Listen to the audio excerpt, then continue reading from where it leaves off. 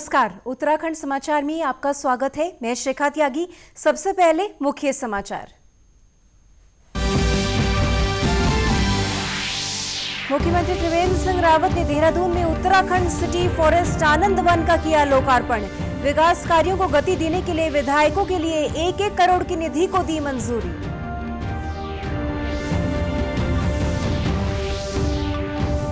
श्रमिकों के कल्याण को लेकर मोदी सरकार का ऐतिहासिक कदम। लोकसभा में 3 श्रम संहिताएं की पेश। संगठित और असंगठित क्षेत्रों के 50 करोड़ कामगारों को मिलेगा फायदा। कृषि मंत्री सुबोध उनियाल ने कृषि विधेयक को लेकर विपक्ष को दिया जवाब। कहा, किसान को फसल का सही मूल्य दिलाना है सरकार की प्राथमिकता।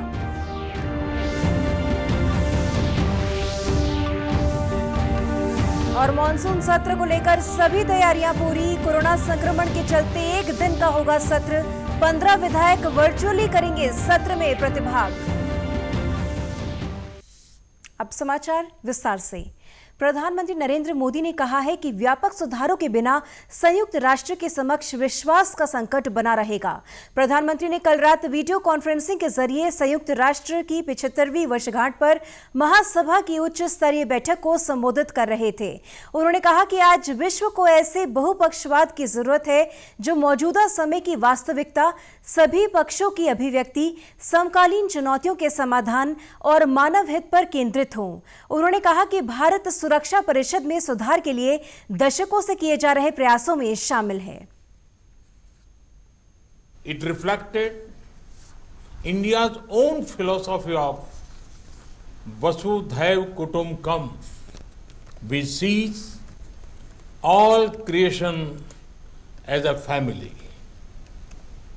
Our world today is a better place because of the United Nations. In UN peacekeeping missions, where India has been a leading contributor. However, while much has been achieved, the original mission remains incomplete. मुख्यमंत्री त्रिवेंद्र सिंह रावत और one मंत्री doctor Harak Singh Rawat ने संयुक्त रूप से आज देहरादून के Jhajhra one range परिसर में उत्तराखंड सिटी फॉरेस्ट आनंद वन का लोकार्पण किया। इस सिटी फॉरेस्ट में उत्तराखंड के विभिन्न प्रजातियों के जीव जंतुओं और प्राकृतिक दृश्यों को दिखाया गया है। इसे नेचर एजुकेशन सेंटर के रूप में विकसित किया गया है। इस अवसर पर मुख्यमंत्री ने कहा कि झाझरा में वन विभाग द्वारा प्रकृति से छेड़छाड़ किए बिना अच्छा सिटी फॉरेस्ट तैयार किया गया है। इसकी सबसे बड़ी विशेषता है कि इसमें केवल प्राकृतिक संसाधनों का उपयोग किया गया है। आनंद वन में उत्तराखंड की उपकृति को दिखाने का अच्छा प्रयास किया गया है। वहीं वन मंत्री डॉक्टर हरक सिंह रावत ने कहा कि राज्य के अन्य विकास खंडों में भी नेचर वन बनाने की योजना बनाई गई है। मुख्यमंत्री त्रिवेंद्र सिंह रावत ने प्रदेश में भर्ती प्रक्रिया की समीक्षा की। उन्होंने बताया कि उत्तराखंड अधीनस्थ सेवा चयन आयोग ने 2017 से अब तक यानी 3.5 साल के कार्यकाल में 6000 पदों पर चयन प्रक्रिया संपन्न की है। मुख्यमंत्री ने एक जैसी प्रकृति के पदों के लिए एक ही परीक्षा आयोजित करने के निर्देश दिए हैं।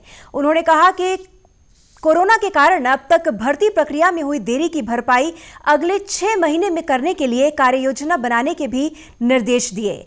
बैठक में राज्य लोक सेवा आयोग के अध्यक्ष आनंद सिंह रावत ने बताया कि 2017 से वर्तमान तक 3047 पदों पर चयन किया गया। 1145 पदों पर चयन प्रक्रिया चल रही है। उत्तराखंड चिकित्सा सेवा चयन बोर्ड के अध्यक्ष डॉक्टर DS रावत ने बताया कि 2017 से वर्तमान तक 1282 पदों पर चयन किया गया है। 1351 पदों पर प्रक्रिया गतिमान है। मुख्यमंत्री त्रिवेंद्र सिंह रावत ने विकास कार्यों को गति देने के लिए सभी विधायकों के लिए 1-1 करोड़ की विधायक निधि को स्वीकृति प्रदान की है। इस अवसर पर मुख्यमंत्री ने कहा कि इस निधि से विधायकों को अपने क्षेत्रों में क्षेत्रीय आवश्यकता के अनुरूप विकास कार्य संपादित करने में मदद मिलेगी। वहीं मुख्यमंत्री ने नगर निगम क्षेत्र के जनप्रतिनिधियों को बड़ी सौगात दी है। अब निगम क्षेत्र के प्रतिनिधि भी अपने क्षेत्रों में सड़क निर्माण करा सकेंगे। इसके लिए नगर निगम से NOC ली जाएगी। श्रमिकों के कल्याण को लेकर मोदी सरकार ने बड़ा कदम उठाया है। सरकार ने लोकसभा में 3 श्रम संहिताएं पेश की हैं, जिससे देश में श्रम कल्याण संबंधी ऐतिहासिक सुधार का रास्ता साफ होगा। आज इन पर चर्चा और पारित कराने के लिए सरकार ने इन्हें सदन में रखा। केंद्रीय मंत्री ने बताया कि इससे देश के संगठित और असंगठित दोनों क्षेत्रों के 50 करोड़ कामगारों के लिए श्रम कल्याण उपाय और मजबूत होंगे। बता दें कि केंद्रीय श्रम एवं रोजगार राज्य मंत्री संतोष कुमार गंगवार ने शनिवार को निचले सदन में औद्योगिक संबंध संहिता 2020, व्यावसायिक सुरक्षा, स्वास्थ्य एवं कार्यदशाओं संबंधी संहिता विधेयक 2020 और सामाजिक सुरक्षा संहिता 2020 नाम से 3 विधेयक पेश किए थे। बीते साल लागू वेतन संबंधी संहिता की बात की जाए तो संगठित या असंगठित किसी भी क्षेत्र में सभी कामगारों के लिए न्यूनतम मजदूरी और मजदूरी के समय पर और भुगतान के लिए अधिकार दिया गया है। इसे लेकर देहरादून के विभिन्न कामगार यूनियन से जुड़े लोगों ने केंद्र के नए श्रम कानून की सराहना की है।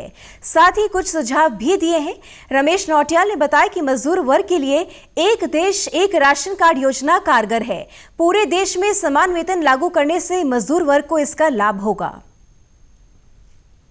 सरकार जो श्रम कानून के जो बिल ले आई पार्लियामेंट में, तो हमारा इसमें जो है एक तो ये है कि गवर्नमेंट जो 44 कानून को जो है संशोधन करके जो है 4 पे ले आई, इसमें बहुत सराहनीय काम अच्छा है। जो झंझट थे पुराने जो इतने सालों से चलते आ रहे थे, कुछ चीज़ों का हमें पता नहीं था, कुछ चीज़ों में इतने जो लेंथी हो जाते थे जिसमें परेशानियाँ बहुत थी, चलो वो ख़त्म कर दी है, वो एक स्वागत योग्य है।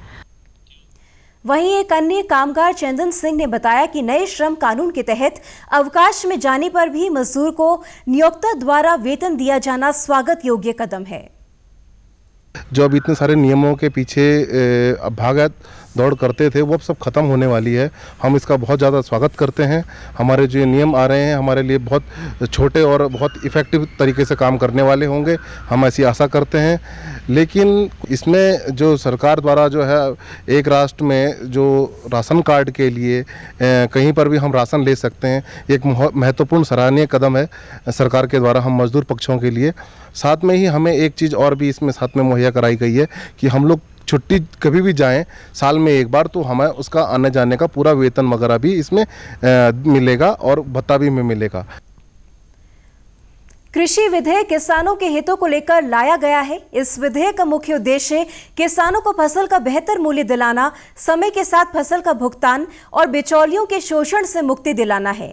ये बात आज प्रदेश के कृषि मंत्री सुबोध उनियाल ने मीडिया से बातचीत के दौरान कही।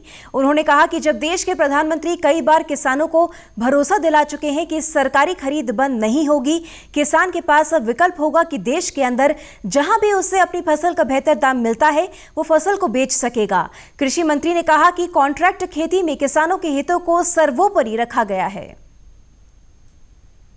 जिस तरह तीनों बिलों के अगर आप नाम से ही देखेंगे, तीनों बिलों का उद्देश्य किसान को सशक्त करना और संरक्षण देना और पूरे देश में किसान को अपने उत्पाद को बेचने की छूट देना। एमएसपी के माध्यम से जो खरीदारी होती थी वो होती रहेगी, मंडियां जिस तरह काम करनी है काम करती रहेंगी। ऐसी स्थिति में किसान के पास कई ऑप्शन आ गए और कॉन्ट्रैक्ट जो फार्मिंग है उसमें जिस तरह से किया गया, आपने देखा कॉन्ट्रैक्ट फार्मिंग में किसान को पहले भी कॉन्ट्रैक्ट फार्मिंग होती थी लेकिन कोई उसके लिए रूल रेगुलेशंस नहीं थे। मॉनसून सत्र को लेकर विधानसभा भवन के 300 मीटर की परिधि के भीतर धारा 144 लगा दी है। 23 सितंबर को होने वाले विधानसभा सत्र के दौरान सोशल डिस्टेंसिंग का पालन भी अनिवार्य होगा। जिला प्रशासन ने 1 दिवसीय मॉनसून सत्र को लेकर आवश्यक तैयारियां पूरी कर ली हैं। वहीं विधानसभा सत्र में वर्चुअल भागीदारी करने के लिए अब तक 15 विधायक अपनी सहमति दे चुके हैं। ये सभी विधायक अपने जिले में राष्ट्रीय सूचना केंद्र NIC के वीडियो कॉन्फ्रेंसिंग रूम से जुड़ेंगे और वर्चुअल भागीदारी करेंगे। इस बार कई मायनों में ये सत्र अलग तरीके से हो रहा है और इसमें व्यवस्थाएं भी उस हिसाब से काफ़ी चेंज हैं। जैसे लास्ट ईयर तक जो अंदर मूवमेंट रहता था वो काफ़ी रेस्ट्रिक्टेड रहेगा इस बार, और जो माननीय सदस्य हैं उनकी गाड़ियां भी जो है इस बार बाहर पार्क हो रही हैं। इसके अलावा जो स्टाफ है वो भी काफ़ी कम है जिसको अलाउ किया जा रहा है अंदर, और ऑफिसर जिनका कोई कार्रवाई से कोई सीधा संबंध रहेगा उन्हीं को इस बार अलाउ कर रहे हैं। वहीं विधानसभा अध्यक्ष प्रेमचंद अग्रवाल ने सत्ता पक्ष और विपक्ष के विधायकों से अपील की है कि सदन को शांतिपूर्ण तरीके से और संवैधानिक मर्यादाओं के तहत संपन्न कराने में सहयोग करें। हरिद्वार जिले में लगातार बढ़ रहे कोरोना संक्रमण के मामलों की रोकथाम के लिए जिला प्रशासन अब जिले भर में सर्वे कर रहा है। सर्वे के माध्यम से अलग अलग टीमों का गठन कर संक्रमित मरीजों के संपर्क में आए लोगों की पहचान की जा रही है। नोडल अधिकारी डॉक्टर विकेश कुमार सिंह यादव ने बताया कि कोरोना संक्रमण के मामले लगातार बढ़ रहे हैं, जिससे कॉन्ट्रैक्ट ट्रेसिंग का काम तेज कर दिया गया है। क्षेत्रवार लगभग 60 टीम बनाई गई हैं।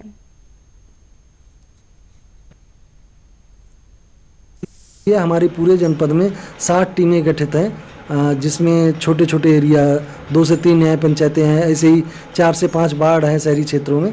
उनको हमने टीम में 2-2, 3-3 लोगों को लगा रखा है। वो जैसे ही हमें रिपोर्ट मिलती है तत्काल वो उसके घर और उस पर संपर्क करते हैं, उसके आसपास के एरिया को कंटेनमेंट जोन घोषित कर देते हैं और जो उसके संपर्क में पिछले 7 दिन में या 8 दिन में आए हैं उन लोगों की प्राइमरी की सूची बना लेते हैं। प्राइमरी जो व्यक्ति होते हैं उन्हें होम क्वारंटाइन अनिवार्य रूप से कर दिया जाता है। वहीं कल रात जारी हेल्थ बुलेटिन के अनुसार प्रदेश में 814 कोरोना संक्रमण के नए मामले सामने आए। प्रदेश में अब कुल एक्टिव केसेस की संख्या 12,075 है, जबकि 29,000 लोग स्वस्थ हो चुके हैं। राज्य में अब तक कुल 501 कोरोना संक्रमित लोगों की मृत्यु हुई है। मुख्यमंत्री की पहल पर जिला उधम सिंह नगर में ई ऑफिस की शुरुआत जिला अधिकारी कार्यालय से की गई है। जिला अधिकारी रंजना राजगुरु ने औपचारिक रूप से ई ऑफिस की शुरुआत करते हुए कहा कि इससे कार्यों के संपादन में और तेजी आएगी। उन्होंने कहा कि ई ऑफिस को जिले के अन्य विभागों में भी लागू किया जाएगा।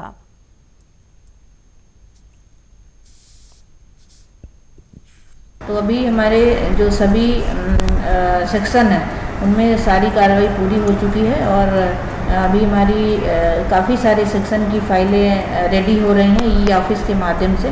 जो एक उसमें बिल्कुल पेपर नहीं आता है, वो डिजिटली सारी फाइल आती है। इससे सबसे बड़ी बात है ये और तेज़ी आएगी फाइलों के डिस्पोजल में और इससे पारदर्शिता भी बढ़ेगी और अगले चरण में हम लोग इसको विकास भवन में भी और अन्य ऑफिसों में भी लागू करेंगे। युवाओं में कला की कोई कमी नहीं है। आज हर क्षेत्र में प्रदेश का युवा अपना नाम रोशन कर रहा है। देहरादून में 10वीं कक्षा के छात्र अनुराग रमूला ने इंडिया बुक ऑफ रिकॉर्ड में अपना नाम दर्ज कराया है। अनुराग ने बताया कि इंडिया बुक ऑफ रिकॉर्ड में अपना नाम दर्ज कराने को लेकर उन्होंने 1 रुपए के सिक्के से मिनिएचर पेंटिंग बनाई। उन्होंने अपने ही पुराने रिकॉर्ड को तोड़ते हुए महज 10 घंटे 25 मिनट में 145 सिक्कों पर पेंटिंग बनाकर यह नया रिकॉर्ड कायम किया है। अनुराग बताते हैं कि उन्हें बचपन से ही पेंटिंग का शौक रहा है। अब तक वो अंतर्राष्ट्रीय, राष्ट्रीय, राज्य और जिला स्तर पर आयोजित होने वाली विभिन्न पेंटिंग प्रतियोगिताओं का हिस्सा बन चुके हैं। इंडिया बुक ऑफ रिकॉर्ड के लिए रिकॉर्ड बनाया है, जो कि है maximum number of miniature paintings in Indian 1 rupee coin. तो ये रिकॉर्ड बनाने के लिए मुझे अबव 100 बनाने की, तो ये रिकॉर्ड मेरा कंप्लीट हो चुका है। इस रिकॉर्ड को मैंने स्टार्ट करा था सुबह के 11:25 सुबह, तो ये रिकॉर्ड मेरा कंप्लीट हो चुका है 10:10 पे रात के कंप्लीट हो चुका है। सुबह 11:25 पे स्टार्ट हुआ था और रात के 10:10 पे ये खत्म हो चुका है। उत्तराखंड के समाचारों में आज बस इतना ही। चलते चलते मुख्य समाचार एक बार फिर। मुख्यमंत्री त्रिवेंद्र सिंह रावत ने देहरादून में उत्तराखंड सिटी फॉरेस्ट आनंद वन का किया लोकार्पण। विकास कार्यों को गति देने के लिए विधायकों को 1 करोड़ की निधि को दी मंजूरी।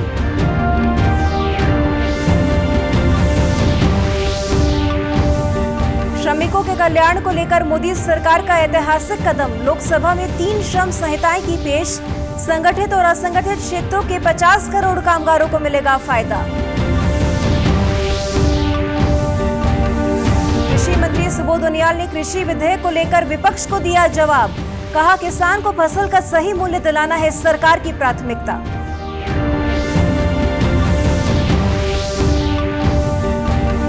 और मॉनसून सत्र को लेकर सभी तैयारियां पूरी।